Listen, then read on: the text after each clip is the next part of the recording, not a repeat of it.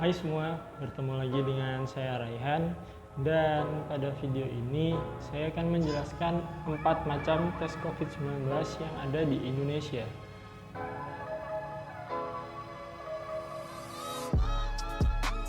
Mulai tanggal 19 Desember 2020, pemerintah mulai menggunakan tes PCR untuk syarat dalam melakukan perjalanan baik maupun melalui jalur darat atau jalur udara maupun jalur laut. Yang pada dulunya biasanya kita hanya cukup menggunakan rapid test untuk memiliki syarat dapat melakukan perjalanan. Kemudian selanjutnya saya akan membahas 4 macam tes COVID-19 yang ada di Indonesia. Pada dasarnya 4 macam tes ini tuh dibagi menjadi 2 bagian, yaitu 2 tes yang mengambil dari antigen kita dan 2 tes yang mengambil dari antibodi kita. Pertama kita akan membahas dari yang antibodi kita. Dari tes antibodi ini dibagi menjadi 2 macam, yaitu rapid test antibody dan tes serologi immunoassay. Pertama, saya akan membahas dari rapid test antibody. Rapid test antibody ini merupakan tes yang pada dulunya digunakan sebagai syarat dalam melakukan perjalanan. Tes ini diambil dari darah yang dikeluarkan dari ujung jari kita, kemudian diletakkan pada sebuah alat seperti tes pack kehamilan. Kemudian jika kita reaktif, berarti kita pernah terpapar atau terinfeksi virus COVID-19 dalam waktu 14 hari ke belakang. Oleh karena itu, tingkat akurasi dari tes ini tuh tergolong dalam akurasi yang rendah. Untuk hasilnya, biasanya dapat muncul dalam waktu 15 hingga 30 menit dengan kisaran harga 80.000 hingga 150.000. Dan tes ini tergolong dalam tes diagnosis standar. Kemudian tes yang kedua adalah tes serologi immunoassay. Tes ini sama, tetap mengambil antibodi dari tubuh kita dengan cara yang sama pula dari darah, namun mengambilnya dari pembuluh darah vena, bukan dari ujung jari. Dan jika kita reaktif, berarti kita pernah terpapar virus COVID-19 dalam waktu 14 hari ke belakang. Dengan demikian, tes tersebut memiliki tingkat akurasi yang rendah juga.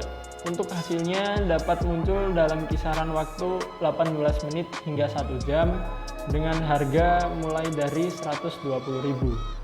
Dan tes ini tergolong dalam diagnosis standar juga.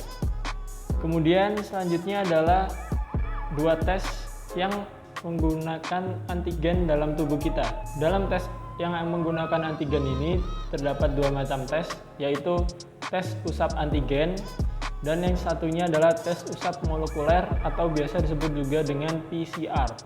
Untuk tes usap antigen ini, sampel yang didapatkan dapat diambil melalui hidung kita atau nasofaring. Kemudian jika kita reaktif dalam tes ini, berarti kita pada saat tes tersebut sedang terpapar virus COVID-19. Dengan demikian, tingkat akurasinya lebih dari tes antibodi.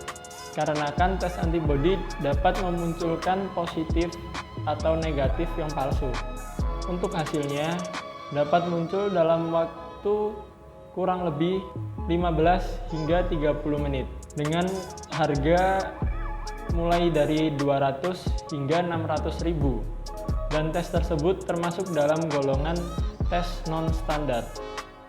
Kemudian tes yang terakhir, yang keempat adalah tes usap molekuler atau biasa disebut juga dengan PCR. Untuk tes ini diambil sampelnya melalui hidung kita atau nasofaring. Dan jika kita reaktif pada tes ini, berarti kita sedang terinfeksi virus COVID-19 pada saat melakukan tes tersebut. Kemudian, tes PCR ini memiliki tingkat akurasi yang paling tinggi dari ketiga tes yang sudah saya sebutkan tadi, dikarenakan tes ini menggunakan sebuah alat yang bernama PCR, dan alat itu berfungsi untuk memperbanyak untaian RNA yang spesifik dimiliki oleh COVID-19. Untuk hasilnya didapatkan dalam waktu kurang lebih 6 hingga 24 jam dengan harga mulai dari 900.000. Dan tes ini tergolong dalam diagnosis gold standard internasional.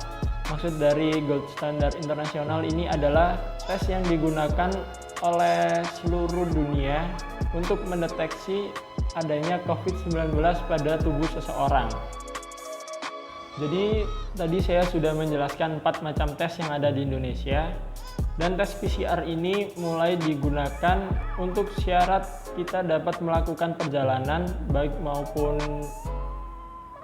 melalui jalur udara, darat maupun laut. Dengan melihat mahalnya harga tersebut, angka baiknya kita tetap menerapkan protokol-protokol kesehatan yang sudah disarankan oleh pemerintah dikarenakan COVID-19 masih berada di sekitar kita.